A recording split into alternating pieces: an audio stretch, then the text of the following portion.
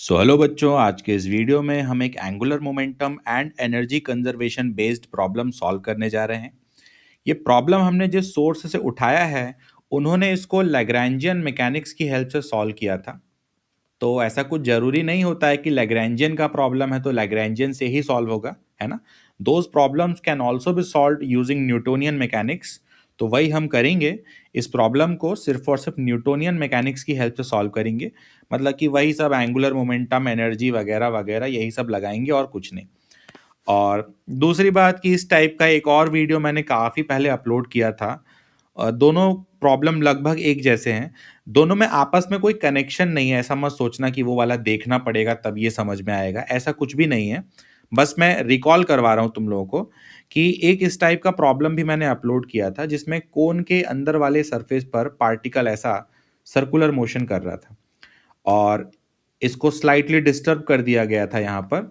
तो जब इसको डिस्टर्ब किया गया था तो ये सर्कुलर मोशन करते करते ये ऑसिलेट भी करने लगा था, ऐसा हल्का हल्का ऑसिलेट करता था। तो इस टाइप का एक वीडियो मैंने अपलोड किया था पहले, काफ़ी पहले। उसको भी मैं चैनल डिस्क्रिप्शन नहीं, ये वीडियो डिस्क्रिप्शन में ऐड कर दूंगा। मैं एक्चुअली इस वीडियो की बात कर रहा हूँ। ये था motion in a cone, David Morin. Lagrangian mechanics का ही था ये भी, लेकिन ये भी हमने न्यूटोनियन मैकेनिक्स की हेल्प से ही सॉल्व किया था। इस वीडियो में काफ़ी प्यार मिला था, मतलब कि कई चैनल्स पे भी लोगों ने तारीफ की थी इस पर्टिकुलर वीडियो को लेकर के। कमेंट वगैरह भी बढ़िया है। पहला कमेंट ही दिख रहा है, सर वेरी गुड क्वेश्चन। का लैग्रैन्जियन से काफ़ी स्ट्रेट फॉरवर्ड अप्रोच थी, सोचा नहीं था न्यूटोनियन मैकेनिक्स से भी हो जाएगा। Amazing sir, thank you. तो समय मिले तो आप ये वाला क्वेश्चन भी ट्राई कर सकते हो। दोनों के दोनों प्रॉब्लम्स एक जैसे हैं, बिल्कुल एक जैसे प्रॉब्लम्स हैं। ठीक, तो स्टार्ट करते हैं इसका सॉल्यूशन। और एक बार चाहो तो आप भी वीडियो पॉज करके क्वेश्चन ट्राई कर सकते हो, आंसर ऑलरेडी लिखा हुआ है। अगर नहीं बने तो एज अ हिंट आप ये वाले को देख सकते हो, ठीक है, अगर आपकी मर्जी हो तो। बाकी जैसी आपकी इच्छा। तो स्टार्ट करता हूं मैं सॉल्यूशन। देखो,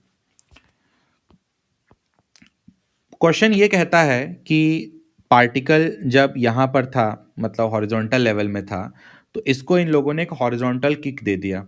हॉरिजॉन्टल किक की वजह से इसके पास एक एंगुलर वेलोसिटी आ गई जो कि ओमेगा थी। तो इसको मैं ओमेगा नॉट बोल रहा हूँ, क्योंकि इनिशियल जो चीज़ें होती हैं उन पे नॉट लगा दो तो थोड़ा बेटर रहता है। ठीक है, तो ये इसको मैंने ओमेगा नॉट बोल दिया, है ना। क्वेश्चन वाले ओमेगा बोल रहे हैं, हम इसको ओमेगा नॉट बोल दे रहे हैं। तो जो हमारा आंसर आएगा वो कुछ ऐसा आना चाहिए। ऐसा हुआ। अब जरा सोच के देखो, जब इसको हॉरिजॉन्टल किक दिया होगा, उसके बाद जब इसके पास ओमेगा आ चुका होगा, अब अगर मैं इसका फ्री बॉडी डायग्राम बनाऊं तो इस पर एक तो नीचे एम जी लगता होगा और एक यहां से नॉर्मल आता होगा। और नॉर्मल किसको बैलेंस करता होगा? अगर मैं रोटेटिंग फ्रेम में बात करूं तो इस डायरेक्शन में जो सेंट्रीफ्यूगल, या फिर छोटी स्पेलिंग लिखनी हो तो सूडो फोर्स, ये नॉर्मल उसको बैलेंस करता होगा। ठीक, तो बात यह है कि इसके mg को बैलेंस करने वाला यहां पर कोई भी नहीं है। तो अगर इसके mg को बैलेंस करने वाला कोई नहीं है तो क्या होगा, जरा सोच के देखो। mg की वजह से ये पार्टिकल थोड़ा नीचे आ जाएगा, यहां कहीं आ जाएगा, मानते हो इस बात को? और जब ये पार्टिकल नीचे आएगा तो देखो ये ना एक्सिस से थोड़ा क्लोज आ गया। मतलब पहले ये r डिस्टेंस दूर था, लेकिन अगर मैं अभी की बात करूं तो ये देख सकते हो ये थोड़ा नीचे आ चुका है, तो डिस्टेंस इसका कम हो चुका है। इस डिस्टेंस को मैं x मान ले रहा हूं। तो होगा क्या कि इसका जो एक्सिस है, जिस एक्सिस के अबाउट ये रोटेट कर रहा है, डिस्टेंस कम होने की वजह से जो इसका ओमेगा होता होगा वो बढ़ जाता होगा, ओमेगा इंक्रीज हो जाता होगा। Why? Because in order to keep the angular momentum constant, the omega must increase. ठीक है, तो जब ये पार्टिकल यहां आ चुका है तो अब जो इसका ओमेगा है वो मैंने ओमेगा मान लिया। ठीक, ओमेगा की अगर मैं बात करूं तो सिंपल एंगुलर मोमेंटम कंजर्वेशन की हेल्प से लिख सकता हूं। इनिशियल एंगुलर मोमेंटम हुआ M R square omega naught, final हुआ एम एक्स स्क्वायर ओमेगा। तो ऐसे जो फाइनल एंगुलर स्पीड इसकी होती होगी वो हमने पता कर ली। ठीक है, तो इसका ओमेगा आप देख सकते हो, ओमेगा इंक्रीज हो चुका है एक्चुअली, है ना, साफ दिख रहा है एक्सप्रेशन से।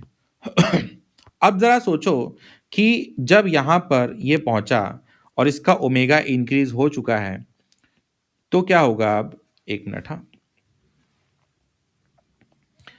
तो क्या होगा कि अभी भी इस पर इस डायरेक्शन में सूडो तो लगता ही होगा। सूडो मतलब कि सेंट्रीफ्यूगल, मतलब कि एम ओमेगा स्क्वायर एक्स, वो तो लगेगा ही इस डायरेक्शन में। और क्योंकि ये जो पार्ट है इंक्रीज हो चुका है ना, ये तो इंक्रीज हुआ ही है, साथ ही साथ ये भी इंक्रीज ही हुआ है। ठीक है, अगर मेरी बात पे विश्वास नहीं है तो लो मैं वैल्यू रख देता हूँ।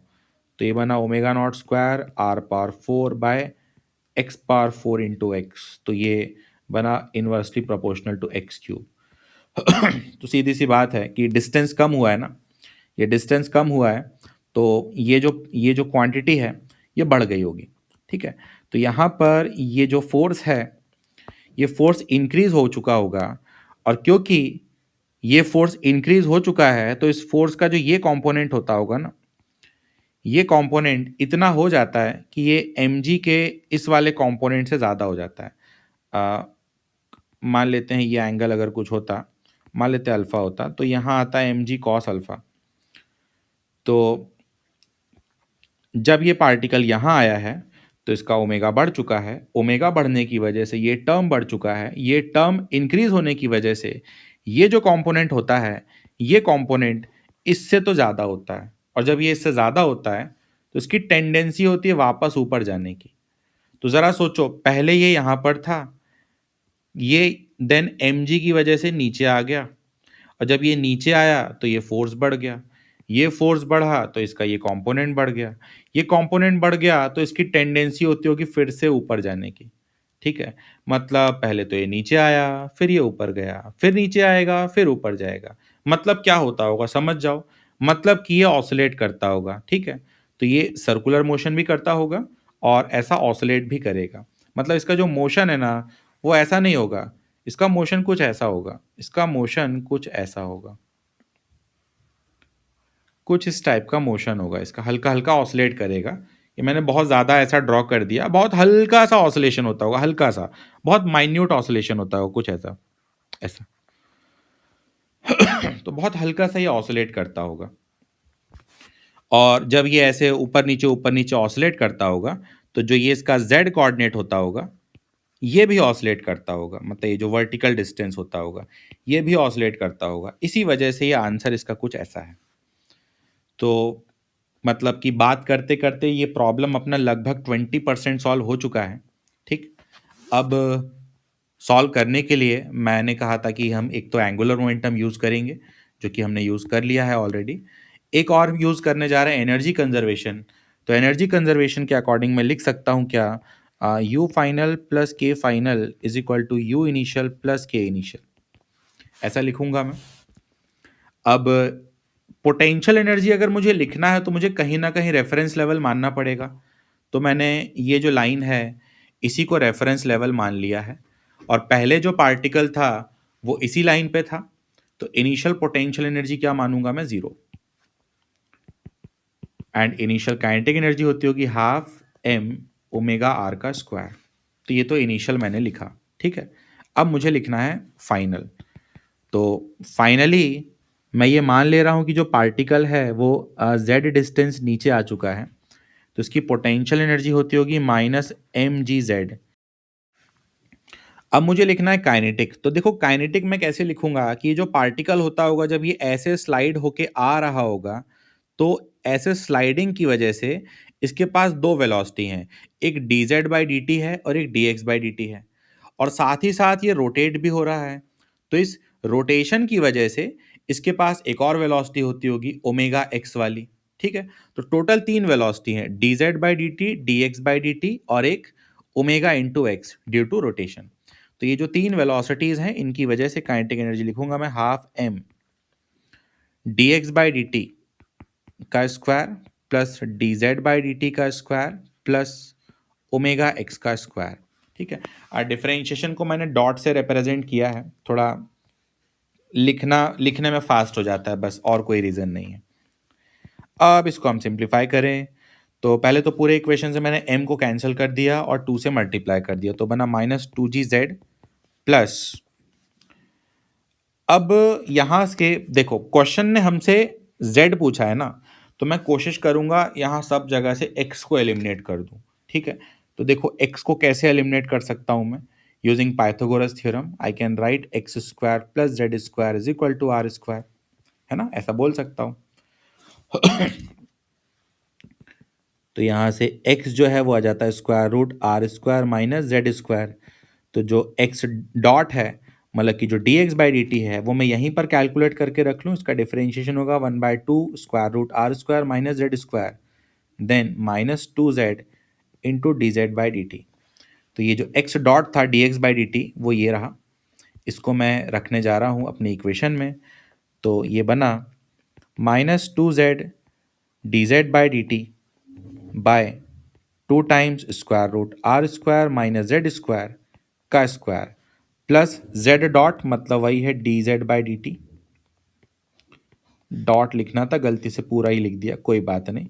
देन ये है ओमेगा एक्स का स्क्वायर। अब यहाँ ओमेगा का भी वैल्यू रख दें, हमने ओमेगा निकाल के रखा था जो कि था omega naught R square by X square.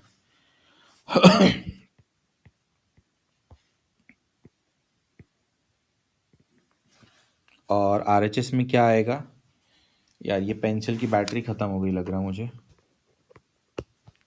चल नहीं रहा। हाँ नहीं, बैटरी तो है, पता नहीं क्यों नहीं चला, 1 मिनट। हाँ, इक्वल टू, अच्छा अब चल गया, ठीक, छोड़ो। देखो इक्वल टू एम तो कैंसिल हो चुका था, ओमेगा स्क्वायर आर स्क्वायर ऐसा हुआ। अब थोड़ा और सिंप्लीफाई करें, देन बना -2gz प्लस, कैलकुलेशन मैंने पहले भी कहा है कि कैलकुलेशन समझाना टीचर का काम नहीं होता है, आप पेन और पेपर लेकर के बैठा करो।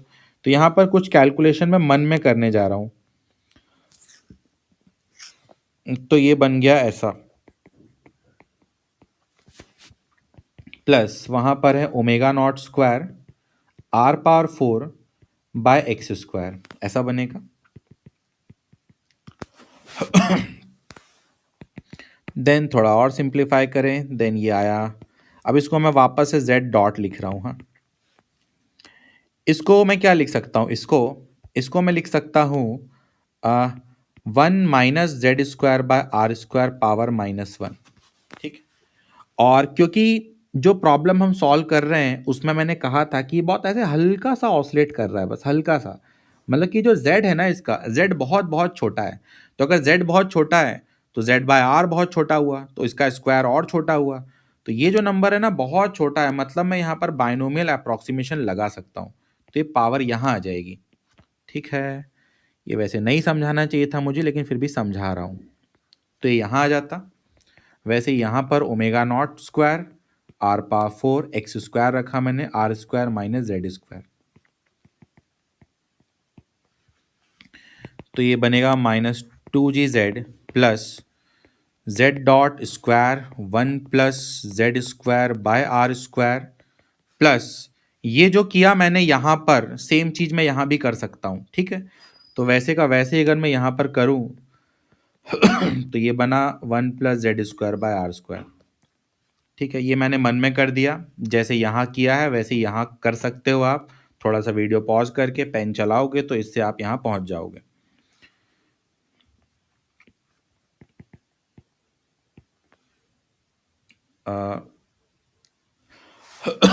यहाँ पर एक छोटी सी मिस्टेक की है कि आरएचएस में इनिशियल था, तो इनिशियल तो ओमेगा नॉट था, है ना।